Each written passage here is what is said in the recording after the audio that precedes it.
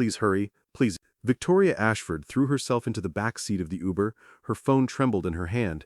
Tears had run down her face. Her makeup was smeared. She couldn't breathe. The driver, the app said his name was Marcus, looked at her through the rearview mirror. A man in his 50s, calm, quiet. An old Honda Civic, clean but modest. "Where are we going?" Marcus said. 487 Riverside Drive. Fast, please, very fast. Marcus started the engine, but he didn't speed up. He just looked at Victoria's face, saw her trembling, saw her fear.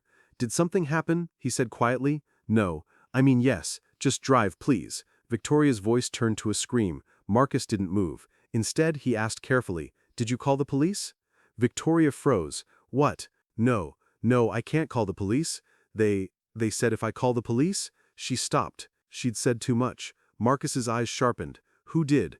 Victoria shook her head, tears flowing uncontrollably. "They took my daughter, Emma. She's 9 years old. They took her from school. They want ransom. 2 hours. And they said if I call the police?" Her voice broke. Marcus, engine still idling, looked at Victoria.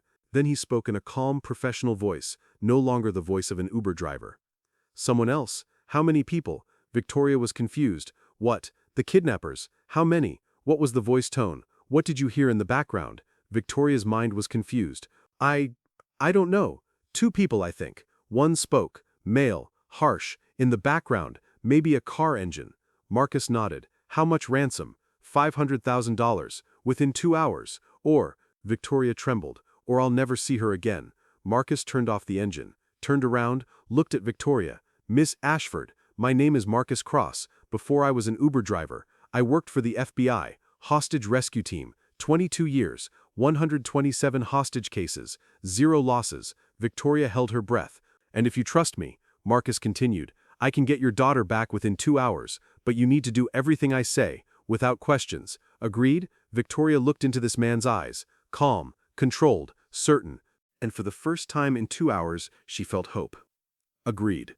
Marcus started the engine. This time he accelerated. "We're not going to the police first. First we're going to your house. I need to see the phone records, every detail. Then," he paused, eyes locked on the road but his thoughts elsewhere. "Then we'll get your daughter back." Marcus Cross's story didn't begin with brilliance. He was born in Detroit, a poor neighborhood. His father, a police officer, was shot in the line of duty, died when Marcus was 12. His mother worked 2 jobs to raise Marcus. "Get an education," she'd say. "Get out of here." Marcus listened.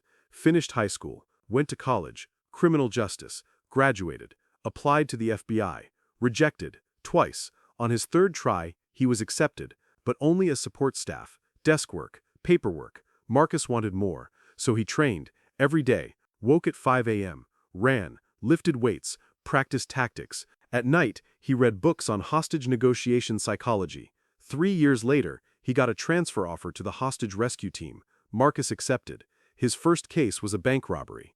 The robber had taken 2 hostages. Marcus was on the negotiation team. It lasted hours. Finally, the robber surrendered. Hostages rescued safely. Marcus's supervisor said, "Good work. You stayed calm, stayed in control. You can go far in this work." He was right. For 22 years, Marcus worked 127 hostage cases, bank robbery, home invasion, child abduction, terrorist threat, every kind, 0 losses. One case, early in his career, defined him. A father had taken his own children hostage after a bitter divorce, threatened to kill them and himself. SWAT wanted to breach. Marcus said no. "Give me time," he'd told his commander. "Let me talk to him." 6 hours. Marcus talked, listened, understood the father's pain, didn't judge, didn't threaten, just connected. At hour 7, the father opened the door. Children walked out. Safe. Father surrendered peacefully. Marcus's commander asked later, "How did you do it?" "I didn't save the children," Marcus said. "I saved the father. When you save the person holding the gun, you save everyone." That became his philosophy. Every hostage situation wasn't about tactics, it was about psychology, understanding, connection. Marcus earned the nickname, the Ghost, because he was quiet, invisible, but always there, always knew the right moment, always one step ahead. His wife Sarah was a nurse. They met when Marcus was returning from a hostage case. He'd brought an injured child to the hospital. Sarah was caring for that child. "You're FBI," Sarah had said. "Dangerous work." "Yes," Marcus replied, "but someone has to do it." Sarah smiled. "Then I should be someone waiting for you at home." They married, had a son, Daniel. Marcus loved his family, But he also loved his work. He tried to balance. But some nights he'd come home late, some holidays would be canceled, some birthdays would be missed. Sarah understood. So did Daniel. Dad saves people, Daniel would say, like a superhero. Marcus would smile. I'm not, son, just doing my job. But the work took its toll. Marcus saw things no one should see. Broken families, traumatized children, people at their worst moments. He developed rituals. Every time he came home from a case, he'd sit in his car for 10 minutes, decompress, separate work from home. Then he'd walk in, hug Sarah, play with Daniel, and be present. You can't bring the darkness home, Sarah once told him. Daniel needs to see the light. Marcus never forgot that. Then that day came. Daniel was 16, going to Riverside High School. One Tuesday morning, Marcus was in a briefing for a bank robbery case when his phone buzzed. Active shooter, Riverside High. His heart stopped. Daniel's school. He ran out of the briefing, drove 90 miles per hour, arrived before the SWAT team. The school was chaos. Students running, teachers screaming, police setting up perimeter. Marcus showed his FBI badge, went inside, alone. The corridors were empty, lockers open, backpacks scattered. Then he heard gunfire from the library. He ran, weapon drawn, opened the door slowly. The shooter, a student, 17 years old, name was Tyler, stood in a corner, gun in hand. In front of him, 12 students, hostages, terrified. And among them was Daniel. Marcus's training kicked in, weapon down, hands up, calm voice. Hello, my name is Marcus. Can we talk? Tyler pointed the gun at Marcus. Don't come any closer, I'll shoot. Okay, I'm not moving, just want to talk. Marcus looked at Daniel. His son's eyes were wide with fear. But when Daniel saw Marcus, something changed. A small nod. Trust. Marcus turned his attention to Tyler, studied him, shaking hands, tears on face. Desperate, not evil. Tyler. Marcus said gently, that's your name, right? Tyler Morrison. Tyler was surprised. How do you know? Because I'm FBI. But I'm not here to hurt you. I'm here to listen. Can you tell me what happened? Tyler's voice cracked. They don't care. No one cares. I tried to tell them. The bullying, the pain. But they ignored me. So he looked at the gun. I wanted them to see, to feel what I feel. Marcus nodded. I understand. You're in pain. And you want someone to acknowledge it.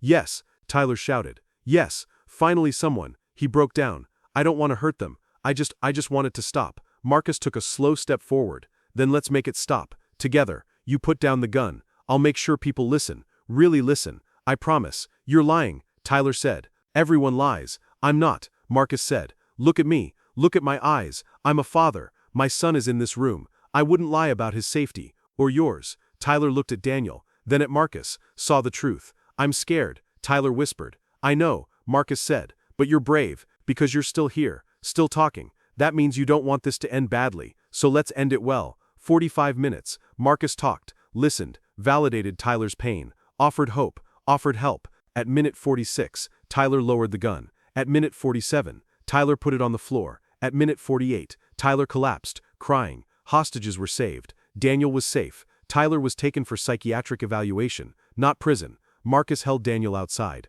You okay? Daniel nodded. I knew you'd come, Dad. I knew you'd save us. Marcus hugged him. Always, son, always. But that night, at home, Sarah looked at Marcus with tears in her eyes. I can't do this anymore, she said. Sarah, we almost lost him, Marcus. Our son. If you'd been 1 minute later, if Tyler had pulled the trigger. She broke down. I can't live like this, not knowing if you'll come home, not knowing if Daniel is safe. Marcus held her. I know, you have to choose, Sarah whispered. The job or your family, because you can't have both, not anymore. Marcus looked at Daniel sleeping on the couch, exhausted from trauma. The choice was clear. 2 days later, Marcus submitted his resignation to the FBI. His commander tried to stop him. Marcus, you're the best negotiator we have. You saved 12 kids yesterday. You can't leave. I saved 12 kids, Marcus said quietly. But I almost lost my own son. That's not a trade I'm willing to make. What will you do? Marcus shrugged. I don't know, but I'll be home for dinner. Every night. That's enough. 8 years passed. Marcus was now 54 years old.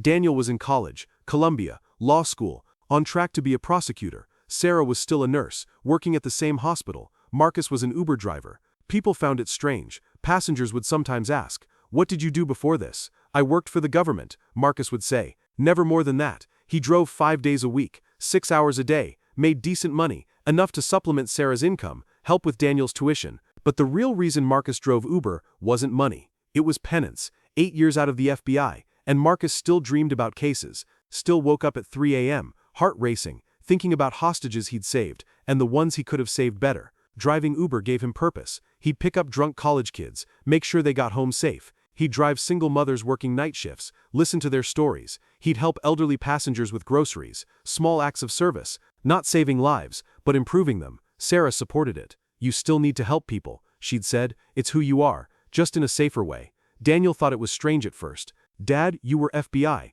You don't have to drive Uber. I want to, Marcus said. Keeps me grounded, reminds me what real life looks like. And for 8 years it worked. Until today. Until Victoria Ashford got in his car, crying, desperate, with a kidnapped daughter. And something inside Marcus, dormant for 8 years, woke up. Victoria's house was a large estate on Riverside Drive. Gated community, security cameras, luxury cars in the driveway. Marcus parked. Victoria jumped out, ran to the front door. Marcus followed, his mind already working, analyzing, strategizing. Inside, the house was immaculate. White marble, modern furniture, family photos on the mantel. Emma smiling, innocent, 9 years old. A school photo, a birthday party, a day at the beach. Victoria threw her phone on the kitchen table. Here, everything's here. Messages, calls. I don't know what to do. I can't think. Stop, Marcus said gently. Breathe. Panic is the enemy. We need to be calm, calculated. Victoria took a shaky breath. Okay. Marcus picked up the phone, looked at the messages. First message, 2:52 p.m. Unknown number. Emma's with us. 500K. 2 hours. Grove Street parking garage. Come alone. Police. Death. Marcus noted the number, then looked at call logs. Nothing. Only texts. Is this number familiar, he asked. No, I've never seen it. Marcus opened a notepad, started writing. Timeline. Details. Questions. Okay, walk me through today. When did Emma go to school? This morning. 8 a.m. I dropped her off. Normal day. Who picks her up? Usually my assistant, Carla. At 3 p.m. Did Carla pick her up today? Victoria shook her head. No. At 2:45, I got a text from someone saying they were Carla, said they'd picked up Emma. But when I called Carla, she said she hadn't. That's when I got the ransom message. Marcus nodded. So the kidnappers impersonated Carla, got Emma to trust them. Smart. Organized. Victoria trembled. Who would do this? Someone who knows your routine, Marcus said. Someone who's been watching. This isn't random. It's targeted. But who? Marcus looked at her. Ex-husband? Business enemies? Disgruntled employees? Victoria thought. My ex-husband Derek. We had a bad divorce, fought over custody. But he wouldn't, would he? People do desperate things, Marcus said. What's Derek's number? Victoria gave it. Marcus dialed. The phone rang 3 times. Then a man answered. Hello? Derek Ashford? Yes. Who is this? My name is Marcus Cross. I'm helping Victoria. Do you know where Emma is? Silence. Then, what? What happened to Emma? Marcus listened carefully. Tone, emotion, authenticity. Emma was kidnapped, today, from school. Someone's demanding ransom. Oh my God. Derek's voice cracked. No, this can't. Victoria, is she? She's here. I need to ask you, do you have any involvement in this? No, absolutely not. Emma's my daughter. I love her. Who would? Derek's voice was shaking. Put Victoria on. Marcus looked at Victoria. She hesitated, then took the phone. Derek? Victoria, I swear I have nothing to do with this. I would never hurt Emma. Never. What do they want? Money. 500,000. 2 hours. I'll get it. I'll liquidate assets. I'll do whatever. No, Victoria said. I have the money. I need Emma back. I'm coming over. I need to be there. Derek, the kidnappers said come alone. I don't care. Emma's my daughter too. Victoria looked at Marcus. He shook his head. Too many variables. Derek, Victoria said. Stay by your phone. If we need you, I'll call. But for now, let us handle this. Derek was silent. Then, okay, but Victoria, bring her home, please. I will. Victoria hung up. Looked at Marcus. He's telling the truth, isn't he? Yes, Marcus said. That wasn't an act. He's terrified. This isn't him. Then who? Marcus looked at the timeline. The kidnappers knew Emma's school. Knew Carla picks her up. Knew your phone number. Knew you're wealthy, but not billionaire level. This is someone close, or someone who's been observing. Victoria paled. You think someone's been watching us? Yes, for weeks, maybe months. Oh God. Marcus stood. Show me Emma's room. Emma's room was upstairs. Pink walls, stuffed animals, books on shelves, a desk with homework half finished. Marcus looked around. Not for Emma, for clues. On the desk, Emma's school planner. Marcus flipped through it. Soccer practice, piano lessons, playdates, last entry, Tuesday, mom picking me up early for dentist. Marcus paused. Emma had a dentist appointment today. Victoria shook her head. No, Not today. But it says here. Marcus showed her. Victoria looked confused. I didn't write that. Emma must have been confused. Or, Marcus said slowly, someone told her there was a dentist appointment, made her expect to leave early, made her trust whoever picked her up. Victoria's eyes widened. They planned this. Days ago. Yes. Marcus kept looking. Opened Emma's backpack. Still in the room. She'd left it this morning. Normal contents. Books, pencils, lunchbox. Then Marcus found something. A small note, folded, hidden in a side pocket. He opened it. Handwriting. Childish. Emma's, if I don't come home, tell Mom I love her. Victoria gasped. When did she write this? Marcus examined the paper. Fresh. Recent ink. Today, he said. This morning. Before school. Why would she? Marcus's mind raced. Because Emma knew. Someone told her something. Scared her. He looked at Victoria. Did Emma seem nervous this morning? Victoria thought back. Yes. Actually yes. She was quiet. Didn't eat breakfast. I thought she was tired. She was scared. Marcus said. Someone threatened her. Made her write this note. Made her cooperate. Oh my God, Emma. Marcus's phone buzzed. Victoria's phone. Another message. He looked. A photo. Emma, tied to a chair. Concrete room. Scared but alive. And text. 45 minutes. Be ready. Marcus checked the time. 4:15 p.m. They had until 5 p.m. Okay, Marcus said. Now we move. Marcus went back downstairs. Started preparing. First, the money. Do you have 500,000 liquid? Victoria nodded. Yes, in my account. I can withdraw or wire. Cash. They'll want cash.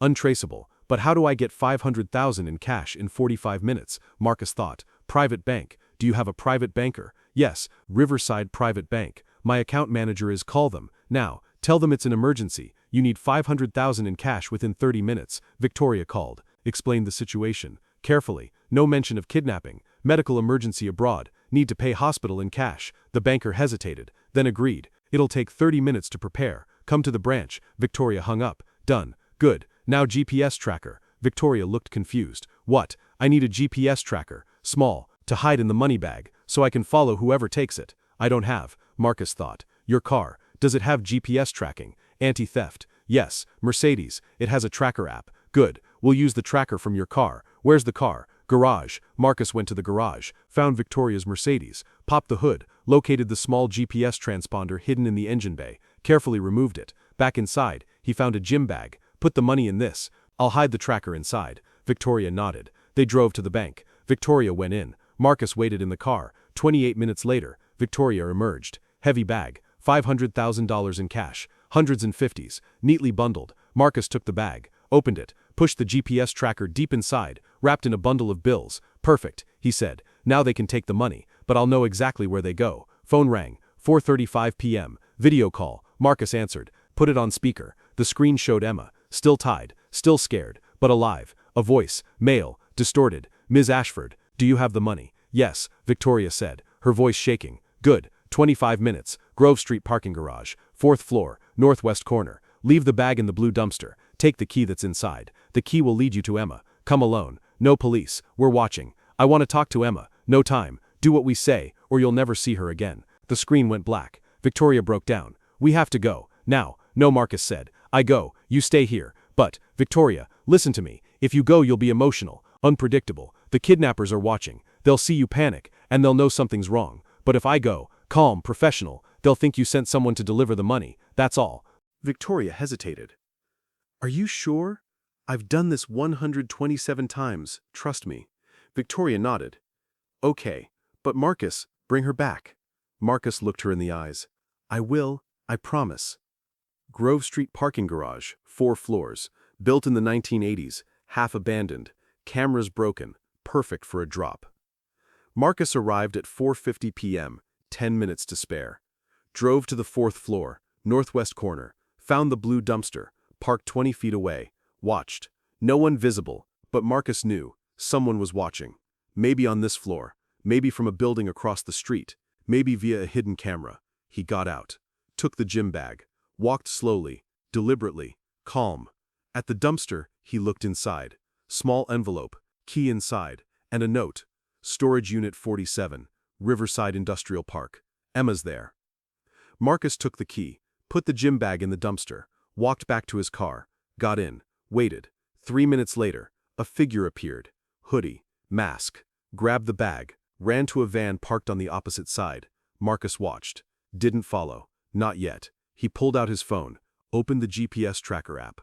The signal was active, moving. The van was heading south. Marcus waited until the van was out of sight, then followed. The GPS led Marcus to Riverside Industrial Park. Abandoned factories, closed warehouses. The van stopped at an old textile mill. Marcus parked a block away, watched through binoculars, borrowed from Victoria's Mercedes glove box. Two men got out of the van, both masked, carried the gym bag inside. Marcus waited, watched. 5 minutes later, one man came out, got in the van, drove away. One man still inside. Marcus called Victoria. "I'm at the warehouse. I see Emma's location. The note said Storage Unit 47. I'm going in.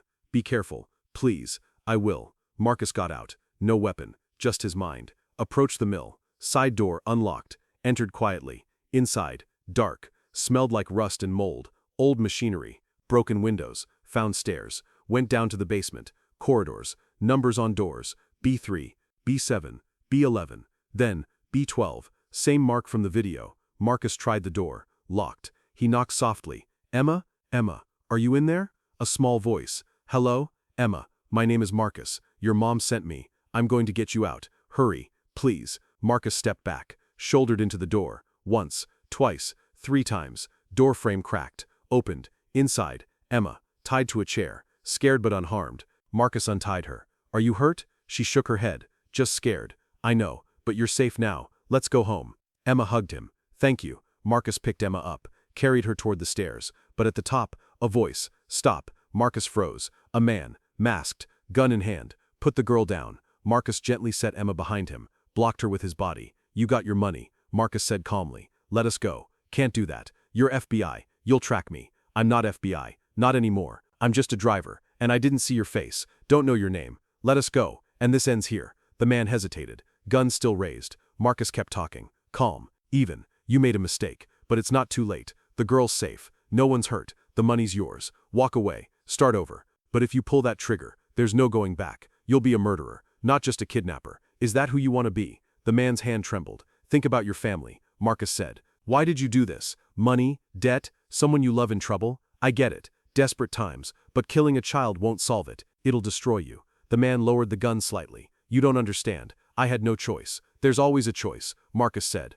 "Right now, you can choose to let us walk. And I promise, I won't come after you. This ends here." Silence. Long. Heavy. Then the man lowered the gun completely. "Go. Just go." Marcus picked up Emma, walked past the man. Didn't run. Didn't look back. Out of the building. To his car. Drove away. Emma looked up at him. "You saved me." Marcus smiled. "That's what I do." Victoria's house. 5:35 p.m. Marcus pulled into the driveway. Victoria ran out, screaming Emma's name. Emma jumped from the car. "Mom." They collided. Crying. Hugging. Holding each other like they'd never let go. Marcus stood by his car. Watched. Smiled. Victoria looked up. Tears streaming. "Thank you. Thank you so much. You're a hero." Marcus shook his head. "Just did the right thing." "No. You saved my daughter. How can I ever repay you?" "You don't have to. Just be there for her. That's enough." Victoria nodded. "Then the money, you put a tracker in it. The police can find them." "No," Marcus said. "I turned it off. The man let us go. He made the right choice. I'm giving him a chance to make more right choices." Victoria was surprised, but understood. "You're a good man, Marcus Cross." "I try." Police came later, took statements, investigated, but without GPS data, the case went cold. Marcus didn't care. Emma was safe. That's all that mattered. That night, Marcus called Daniel. "Hey Dad, how was your day?" Marcus smiled. "Saved a little girl. Kidnapping case." "What?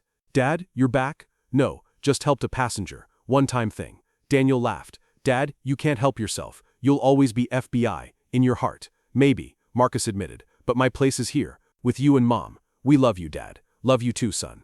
2 years later, Marcus received a package. Inside, a drawing. Emma, now 11, had made it. Showed Marcus carrying her out of the warehouse. Written, "Thank you to my hero." Also included, a letter from Victoria. "Marcus, Emma talks about you every day. You gave her back her life, and you taught me something. Heroes don't always wear badges. Sometimes they drive Uber. Thank you for being there when we needed you most." Victoria and Emma. Marcus put the drawing on his refrigerator, next to Daniel's law school diploma, next to Sarah's Nurse Appreciation Award. A reminder, saving lives doesn't require a title, just a willingness to help, and Marcus would always be willing. The end.